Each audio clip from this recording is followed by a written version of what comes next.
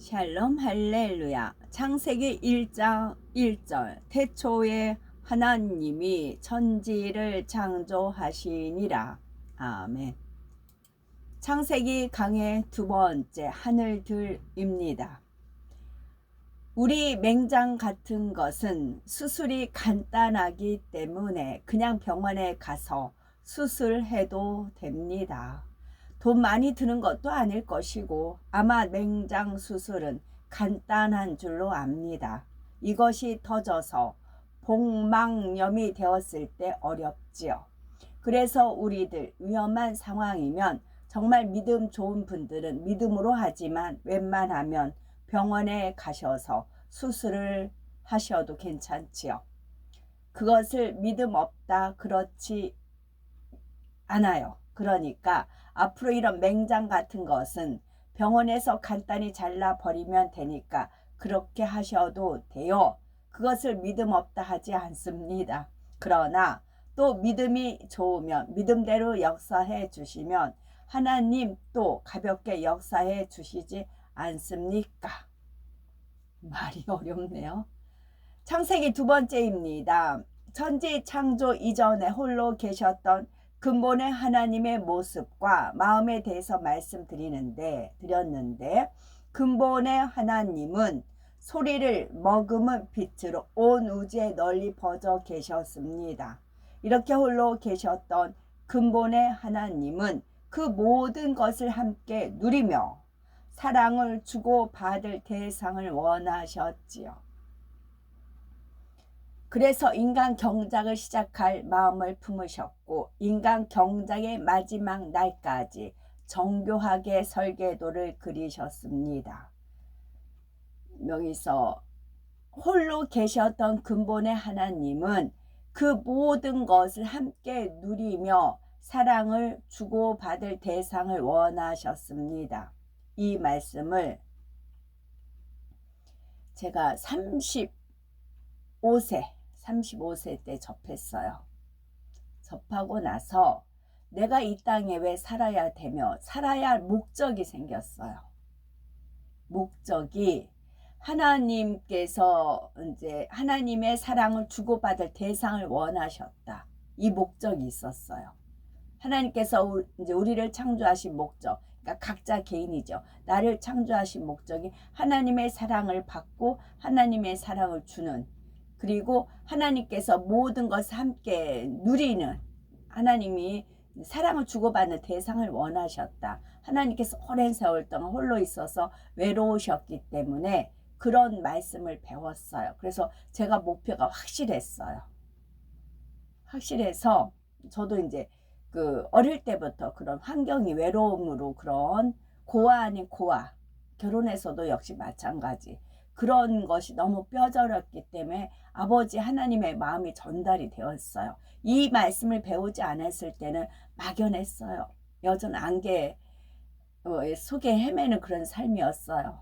누가 확실하게 알려준 것도 아니고 성경을 안다고 해서 확실히 안 것도 아니었어요.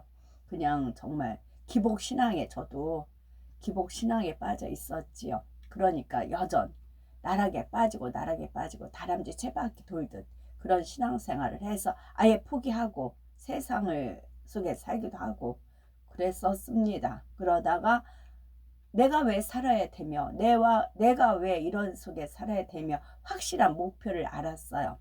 하나님께서는 근본의 하나님은 그 모든 것을 함께 누리며 사랑을 주고받을 대상을 원하셨다. 이 목표가 있어서 달려갔어요. 정말 눈물 뿌리며 기도해가면서 달려갔어요. 그래서 드디어 아버지 하나님을 만났어요. 아버지 하나님을 만났어요.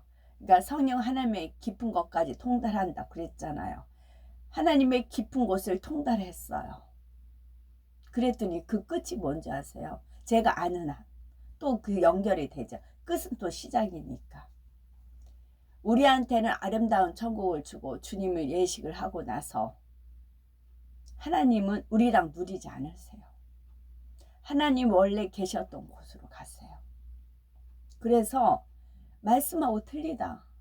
아버지가 그랬어요. 저는 이 말씀을 배웠고 이 말씀을 붙여왔고 아버지 하나님이 외로우셔서 그 외로움을 함께 이제 누리는 그것을 했기 때문에 제가 붙여서 그렇게 온갖 것을 겪으면서까지 왔는데 왜 아버지 하나님은 우리랑 함께 생활 이제 안 하시고 가셔야 되느냐고 매달리면서 울었어요.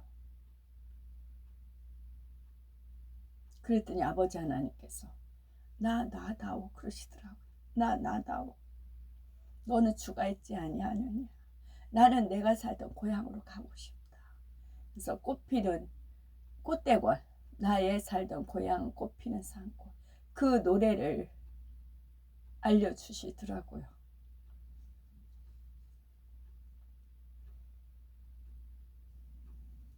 아버지 하나님의 마음이에요. 사랑이에요. 그리고는 우리가 하하호호 하면서 행복하게 그걸 또 바라보시는 거고, 그래서 우리가 올리는 향을 흠양하시는 거고, 또 아버지 하나님은 또 앞으로의 것을 창조하시겠지요. 그래서 그 좋아할 호가 남자와 여자를 지으시고 보시기에 좋았더라. 남자와 여자를 지으시고 그 좋아할 호가 호가 계집여우 아들 자자 남녀가 붙었을 때 좋아할 호자이잖아요. 하나님의 형상으로 지음받는 거. 그거를 떠올려 주시더란 얘기지요. 그래서 우리가 목표가 확실하면 세상 바라보지 않습니다. 뒷걸음질 치지 않아요. 앞만 향해서 확실하게 믿음 갖고 가는 거지요. 저는 확실하게 믿음 갖고 왔더니 오로지 목표가 이거 하나였어요. 목표가. 하나님께서 사랑을 주고받을 대상을 원하셨기 때문에 저도 이런 걸 너무나 뼈저리게 삶 속에서 알았기 때문에 나는 진심으로 대했지만 상대는 거짓으로 대하는 그런 뼈아픈 것을 많이 겪었기 때문에 마음을 주지만 그렇지 않은 그런 것을 알기 때문에 하나님만은 변하지 않으시니까 주님만은 변하지 않으시니까 그렇게 하고 달려왔어요. 달려와서 보니까 그래서 아버지 제가 효도할게요. 저 우리랑 같이 살아요. 그랬어요. 그게 아버지 하나님이십니다. 그래서 우리는 효해도 사랑을 드려도 채워지지가 않는 겁니다. 사람들이 건물 하나를 짓더라도 먼저 설계도를 그리고 그 설계도를 바탕으로 공사를 시작합니다. 그리고 땅 위로 건물을 쌓아 올리기 전에는 튼튼하게 떠받치도록 기초 공사를 단단하게 합니다. 그래서 건물을 쌓아 올리는 시간에 비해 기초 공사의 기간이 매우 깁니다. 하나님께서도 본격적인 인간 경작에 앞서 사전 작업을 하신 시간이 매우 길었는데 그 시간 동안 근본의 하나님께서 어떤 역사를 이루셨는지 살펴봅니다. 그런데 창세기 강해를 이해하기 위해서는 용어의 정의를 정확하게 알고 계셔야 되겠지요. 예를 들어서 근본의 우주라고 표현을 하면 무엇을 가리키는지 알고 계셔야 되고 근본의 우주는 지금 우리 눈에 보이는 우주를 가리키는 것이 아닙니다. 하나님께서 천지 창조를 하시기 전에 홀로 계셨던 우주입니다. 또한 근본의 하나님이라고 표현이 나올 때는 소리를 머금은 빛의 모습으로 근본의 우주에 널리 퍼져 계시던 하나님을 가리키는 겁니다. 근본의 빛, 근본의 소리도 마찬가지입니다. 원수마귀 사단 루시퍼가 이제 교만이 싹터서 하나님 보호자를 찬탈하고자 했던 이유가 하나가 이제 또 무엇이 있느냐면 이제 하나님께서 창조를 하셨어요. 창조를 하셔서 지혜도 주고 찬양할 수 있고 온갖 보석 다 꾸몄습니다. 그러니까 자기가 봐도 거울아 이 세상에서 누가 제일 예쁘니? 그래도 자기가 가장 예뻐요. 선사장들 그리고 하나님의 그런 영광에 그런 것을 둘러있고 하나님의 지극한 사랑을 받았기 때문에 그 누구도 이제 루시퍼를 따라올 수가 없었지요. 그랬는데 하나님께서 허락을 하신 거죠. 하나님은 이제 등자랑 함께 보이시고 하나님 전면을 안 보여주십니다. 네, 루시퍼는 이제 뭐 그 조선시대 그런 그 사극 같은 데 보면 왕비를 이렇게 아련을 할 때도 이렇게 발이 쳐 있잖아요. 발이 쳐 있어서 신하가 이제 멀찍이 앉아서 대화를 하잖아요. 그와 같은 거죠. 하나님 주변에 이제 영광의 빛으로 둘러 있고 그렇게 되어 있으니까. 그러다가 하나님께서 이제 루시퍼가 이제 교만이 싹튼 걸 그걸 아니까 더 발동을 시키기 위해서 여건 환경을 조성을 하신 겁니다. 악한 자를 악할 때 이렇게 이제 하나님께서 악한 자도 쓰시는 것처럼 바로의 마음도 강팍하게 하사 한 것처럼 거기서 어둠이 틈타는 걸 알았지요. 그래서 어둠이 더 이제 커지게끔 하나님께서 하나님 본연의 모습을 드러내신 겁니다. 그랬더니 너무 보잘것없거든. 자기는 막 우아하고 막 휘황찬란한데 하나님 보잘것없거든. 뭐야? 저게 하나님이야? 그런 겁니다. 그러면서 시작이 된 거예요. 저는 이 이치를 알려주셔서 하나님이 그걸로 많이 체크를 하십니다. 그래서 제가 헤브라님한테 오실 때, 헤브라님 오셨을 때도 가장 키가 낮고 저보다 더 찍었어요. 키도 찍고 뭐 이제 하여튼 없이 이렇게 오셨어요. 거짓걸로 오셨어요. 그러니까 저도 이제 처음엔 천사라고 하시더라고요. 일주일만 묵겠다고 하시더라고요. 전 일주일이면 가실 줄 알았죠. 그때 파출부 일을 할 때였으니까. 근데 계속 이제 머무시면서 저도 이제 똑같이 루시퍼처럼 이제 무시하고 깜보고 저도 그랬죠. 근데 철저히 깨져나가기 시작을 했죠. 지금은 어차피 하나님은 빛이기 때문에 빛의 자녀들은 올라갑니다. 그 안에 말 속에 음색 속에 그 안에 빛이 있으면 올라갑니다. 그날 빛이 없어요. 어둠이 있어요. 그러면 뭐냐면 동물하고 다를 바가 없더라고요. 사람의 본분을 망각해 하면 짐승이 니꼬로 동물이잖아요. 그 형태가 어떻게 되는가 너무 확연하게 이제 가도 눈에 보입니다. 지금 그거 공부하고 있어요. 어느 정도 희망을 좀 가졌는데 어떤 A라는 인물이든 B라는 인물이든 근데 거기서 그 빛마저 사그러지니까 이제 어둠 그러다 보면 동물 짐승 다를 바가 없어요. 그거 빛을 거두면 근본의 하나님께서 인간 경작을 위해 가장 먼저 하신 일은 근본의 우주에 널려 퍼져 있던 소리를 머금은 빛을 응집하심으로 하나의 빛의 형태가 되신 것입니다.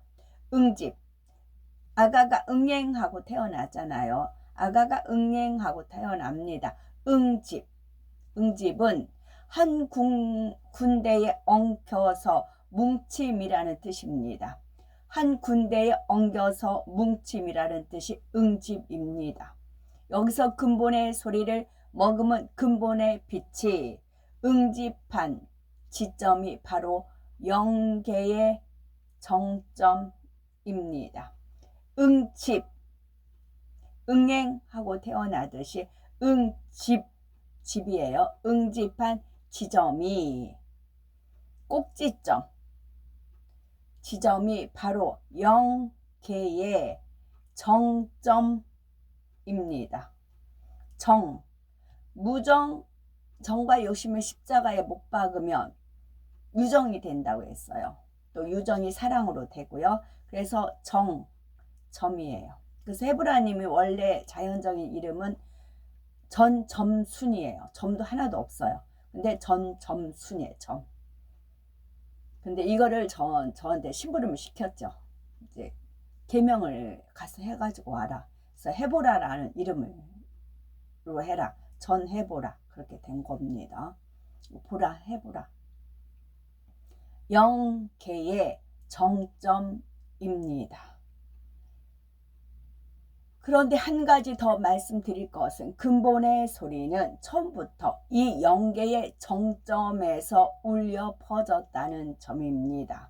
이 영계의 정점에서 울려 나온 근본의 소리가 근본의 빛에 스며들어 물결치듯 근본의 우주 전체에 널리 퍼졌는데 다시 영계의 정점으로 응집되어 하나의 빛이 되신 것입니다.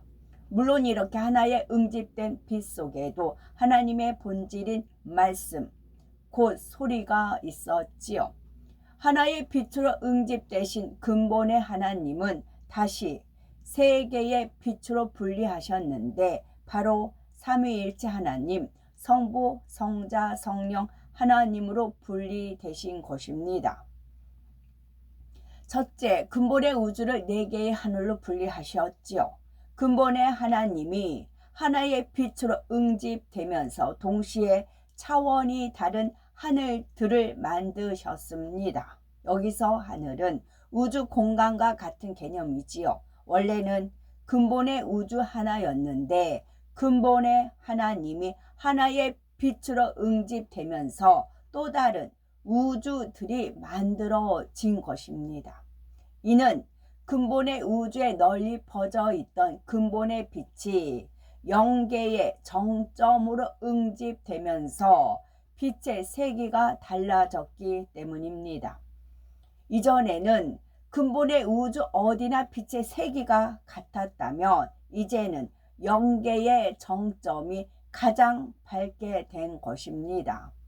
비유를 들어서 동일한 밝기의 전구 1만 개를 성전 안에 골고루 달아 놓았다면 성전 어느 곳이든 밝을 것입니다. 그런데 이 전구 1만 개를 켰을 때와 밝기가 같은 전구 단 한 개만을 중앙에 켜 놓았다면 어떻게 될까요?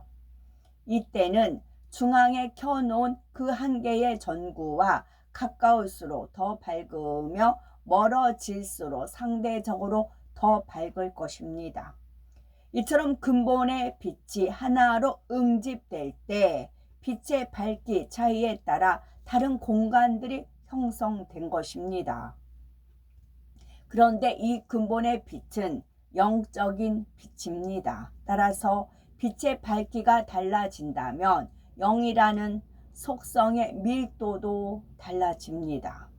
영의 속성은 영원히 썩지 않고 변질되지 않은 성질입니다. 이와 반대되는 육의 속성은 상황에 따라 썩고 변질될 수 있는 성질이지요. 근본의 빛이 하나로 응집될 때 정점을 중심으로 바깥쪽으로 갈수록 빛의 밝기와 영의 밀도가 달라집니다. 그래서 원래 하나였던 근본의 우주는 이제 총 4개의 우주가 되었지요. 하나님께서는 이 4개의 우주를 각각 첫째 하늘, 둘째 하늘, 셋째 하늘, 넷째 하늘이라고 하셨습니다. 두 번째 하늘과 하늘들의 하늘, 이처럼 하늘이 하나가 아니라 여러 개임을 암시하는 표현들은 성경 곳곳에 있지요.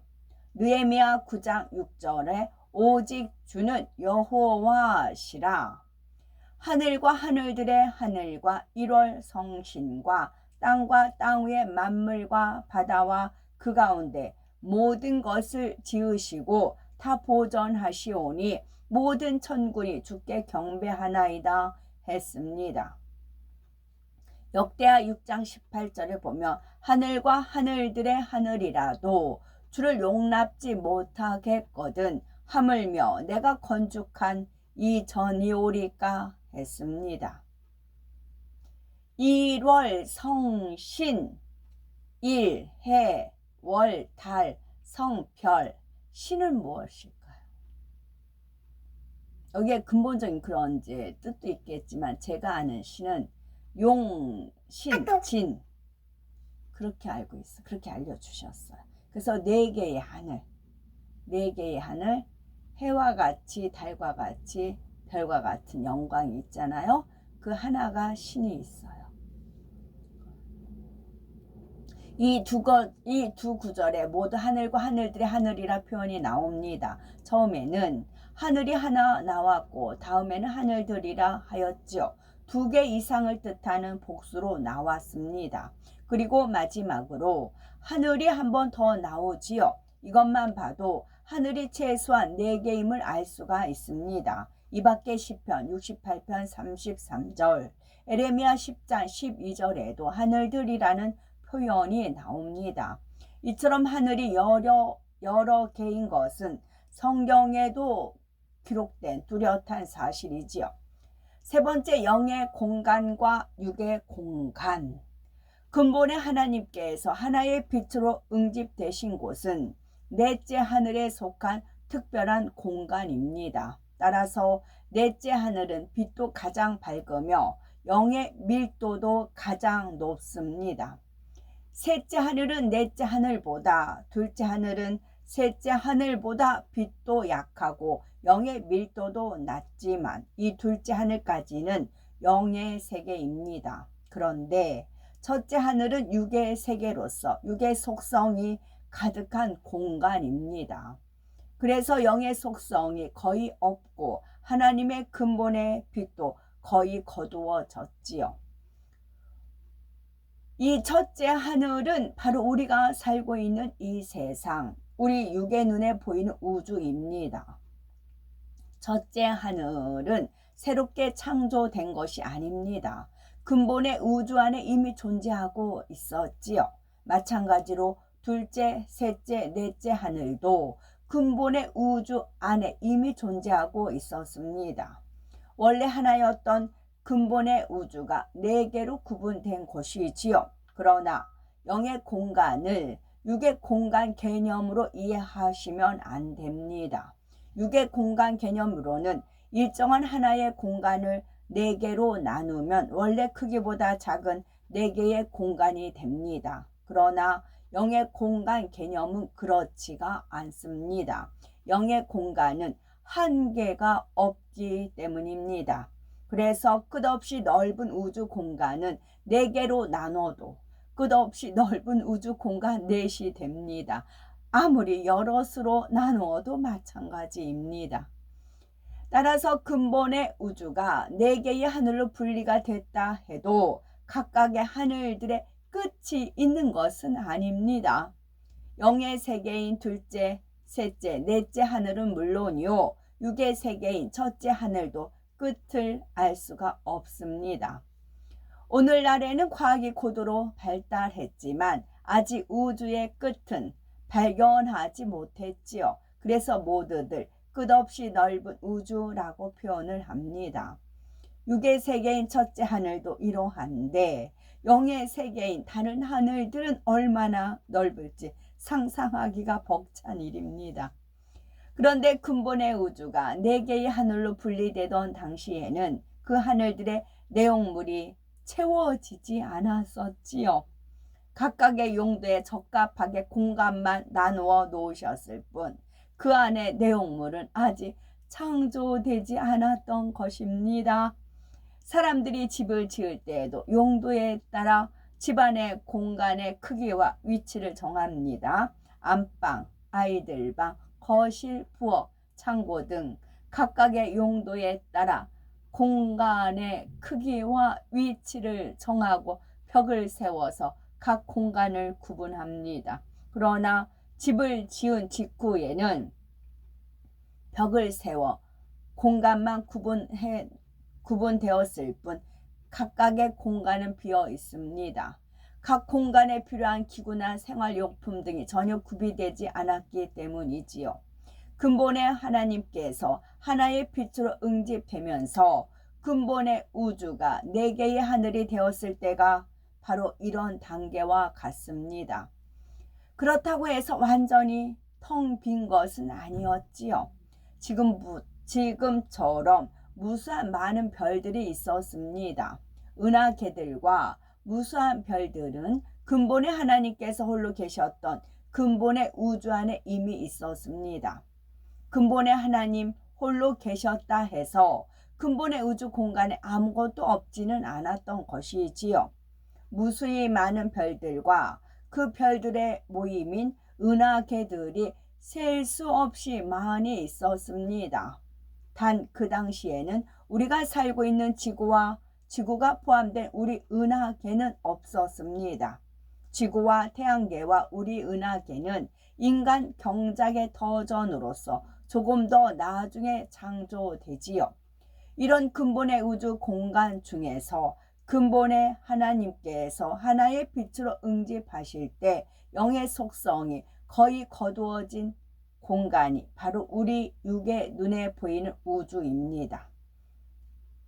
하나님께서는 각각의 용도에 따라 하늘들을 분리하셨지요. 먼저 첫째 하늘은 인간 경작을 위한 터전으로 삼기 위해 마련하셨습니다. 다음으로 둘째 하늘은 인간 경작에 필요한 어둠의 영들이 머물 공간으로, 또 생명으로 창조될 아담을 위한 공간으로 준비하셨지요.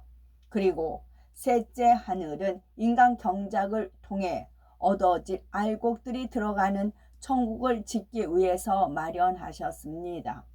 천국이 셋째 하늘에 있다는 것은 성경에도 분명히 나옵니다. 고린도후서 12장 2절에 사도 바울은 내가 그리스도 안에 있는 한 사람을 아노니 14년 전에 그가 셋째 하늘에 이끌려 간 자라 했습니다.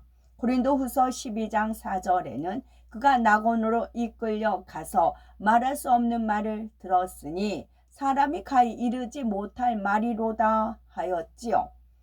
사도 바울이 셋째 하늘로 이끌려 갔는데 그가 간 곳이 낙원이었다는 것입니다. 낙원은 우리가 아시는 것처럼 천국의 여러 처소 중 하나입니다. 이를 통해 셋째 하늘은 천국이 있는 공간임을 알 수가 있지요. 마지막으로 넷째 하늘은 삼위일체 하나님을 위한 공간입니다. 근본의 하나님이 하나의 빛으로 응집되신 곳이 이 넷째 하늘에 있으며, 넷째 하늘은 이전의 근본의 우주와 차원이 같은 공간입니다. 하나님께서는 이렇게 용도에 적합한 차원의 하늘들을 만드셨지요. 그러나 아직 내용물은 채워지지 않았다 했습니다. 예를 들어서 첫째 하늘에는 인간 경작의 터전인 지구와 태양계, 우리 은하가 아직 창조되지 않았지요. 셋째 하늘에도 아직 천국이 형성된 것도 아니고 천국을 만들기에 적합한 영의 공간만 형성되었습니다. 지금 이 상황은 근본의 우주에서 4개의 하늘들로 처음 분리됐을 때를 설명하는 것입니다. 이후에 하나님의 창조 역사로 내용물들이 점차 채워지게 됩니다. 영의 공간은 한계가 없다는 것이 특징입니다. 그런데 여기서 영의 공간에 대한 한 가지 개념을 더 이해해야 되는데, 육의 공간 개념으로는 4층 건물이라면 1층 위에 2층이 있고 그 다음 3층, 그 다음은 4층이 있습니다. 그래서 1층에서 4층으로 가려면 반드시 2층, 3층을 거쳐야 하지요. 반대로 4층에서 1층으로 내려오면 3층과 2층을 거쳐야 합니다. 그러나 영의 공간은 다릅니다. 4층에서 2층으로 1층으로 바로 갈 수가 있지요. 반대로 1층에서 3층 또는 4층으로 바로 갈 수가 있습니다. 공간의 제약을 받지 않는 공간 이동이 있는데요. 첫째 하늘은 육의 세계이고, 둘째, 셋째, 넷째 하늘은 영의 세계입니다. 만일 모든 하늘들이 육의 세계라면 마치 건물의 가층처럼 첫째 하늘 끝에서 둘째 하늘이 시작되어야 합니다.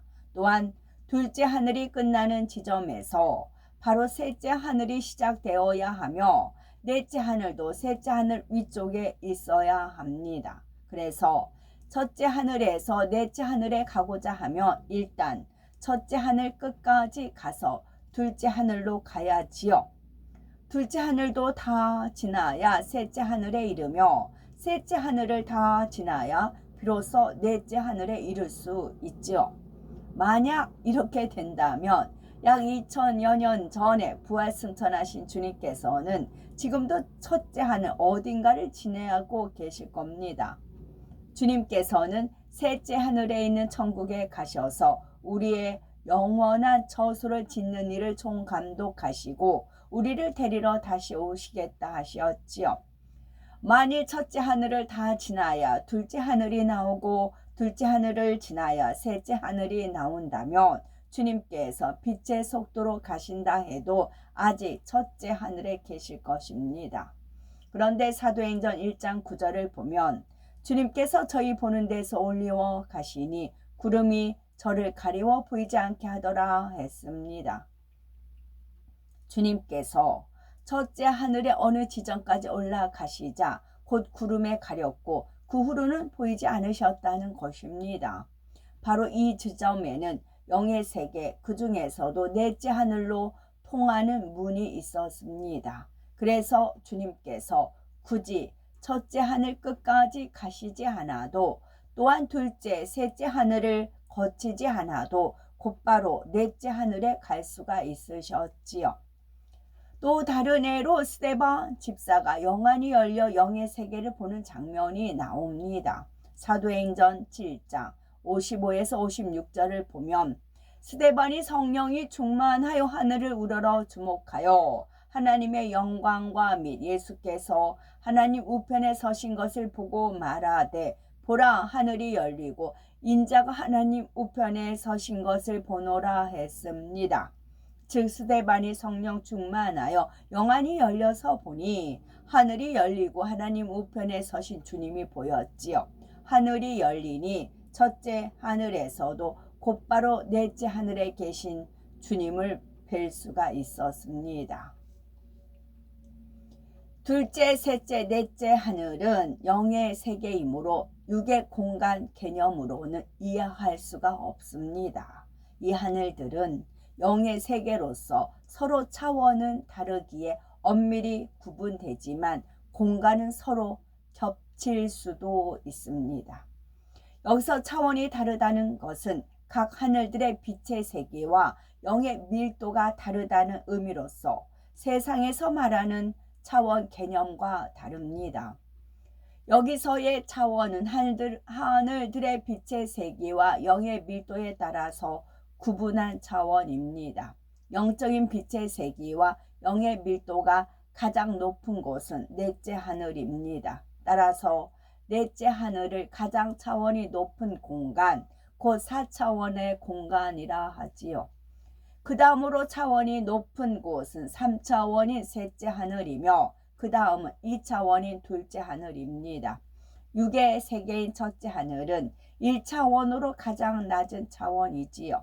각각의 하늘들은 이처럼 차원은 다르지만 공간은 서로 겹쳐 있기도 합니다. 그래서 첫째 하늘에서 영계의 문 하나만 열면 곧바로 둘째 하늘 또는 셋째 하늘 또는 넷째 하늘로 갈 수가 있습니다. 그러나 누구나 원하는 대로 갈 수 있는 것은 아니지요.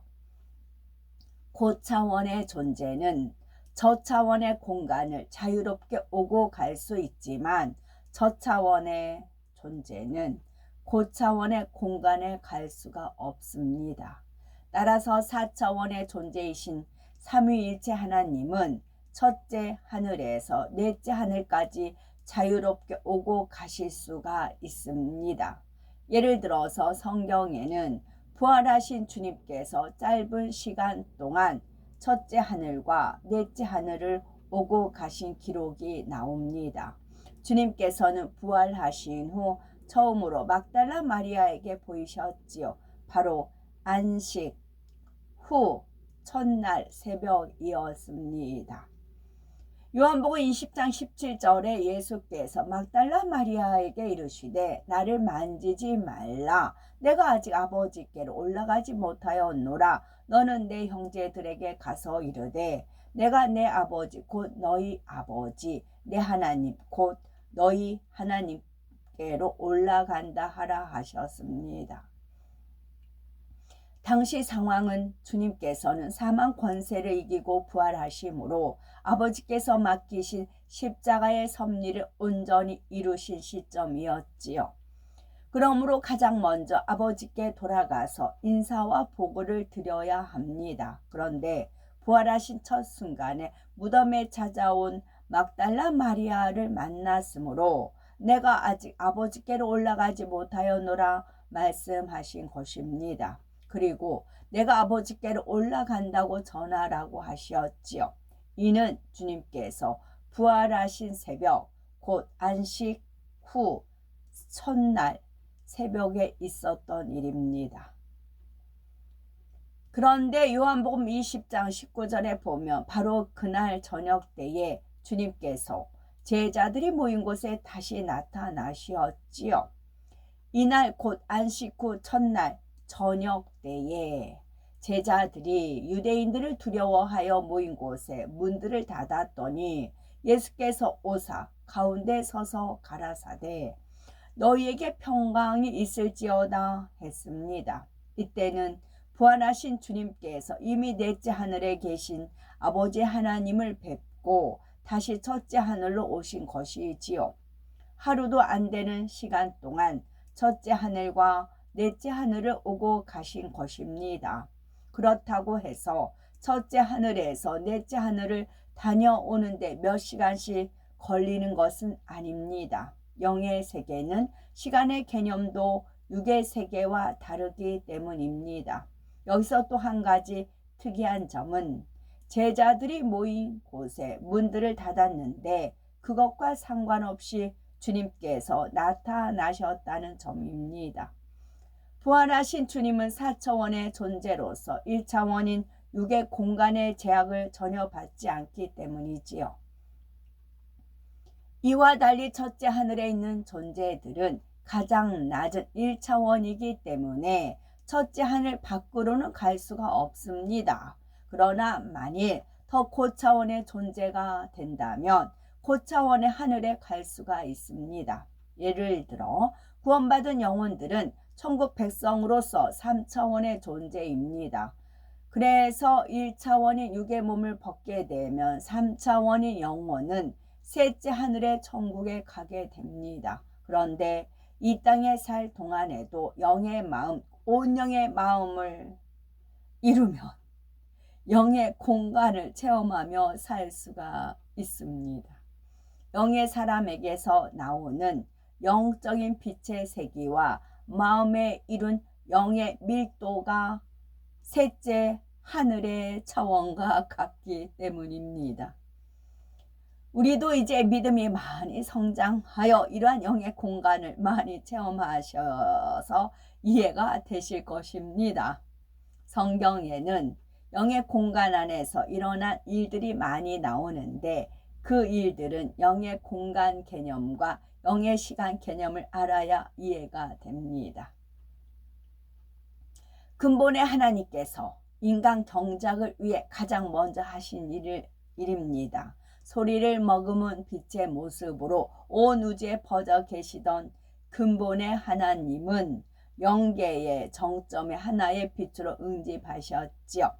그와 동시에 원래 하나였던 근본의 우주는 영적인 빛의 세계가 다른 4개의 하늘로 분리되었습니다. 하나님께서 이렇게 하늘들을 나누신 이유는 인간 경작을 위한 각각의 용도가 있기 때문이셨지요. 결국 하나님께서는 참 자녀를 얻으시기 위해 이 모든 일을 시작하셨던 것입니다. 참 자녀, 거짓 자녀가 아닌 참 자녀입니다. 아버지 하나님께서는 바로 우리를 위하여 끝없이 넓은 우주도 만드셨고 우리 한 사람 한 사람을 얻으시기 위해 천지를 창조하셨습니다. 그러므로 우리 모두 꼭 반드시 오직 인간 경작에 합당한 참 자녀가 되어 아버지 하나님의 기쁨이 되시기 바라고, 그래서 하나님의 사랑으로 마련된 천국에서 아버지와 사랑의 마음을 주고받으며 영원히 행복한 삶을 사실 수 있는 복된 우리 모두가 되셨으면 참 좋겠습니다. 오직 예수 1절 귀가 있어 듣기들은 잘하지만 입이 있어 남의 말도 잘도 하지요. 생각이 있어 판단들은 잘하지만은 마음속에 우리 주님 무엇이었습니까? 보시오 성도 들여 패역한 세대를 성령의 능력으로 이겨갑시다. 2절 입으로는 축복이나 속은 저주요 겉으로는 겸손하나 속은 교만해. 겉과 속이 다른 사람 가론 유다요. 우리 중에 그와 같은 사람 없나요? 가슴에 손을 얹고 생각해 봅시다. 주님의 붉은 눈이 우리를 봅니다. 가까운 척하면서도 돌아서면은 원수같이 이를 갈며 충상모략해. 인간 세상 어느 누구 나의 친군가 내 영혼아 잠잠하여 이 담을지라. 오호라 곤고한 몸 사망의 그늘에 날 구원하시리 오직 예수라. 4절 내가 연약할 그때에 주가 붙들고 내가 부족할 때에는 주님 채워주네. 나의 주는 나의 스승 나의 친구니 모든 사성 주께 아래 교통합시다. 강 건너 저편 쪽에 열린 문 환하니 날 그리운 성도여 다 함께 갑시다. 아멘. 샬롬.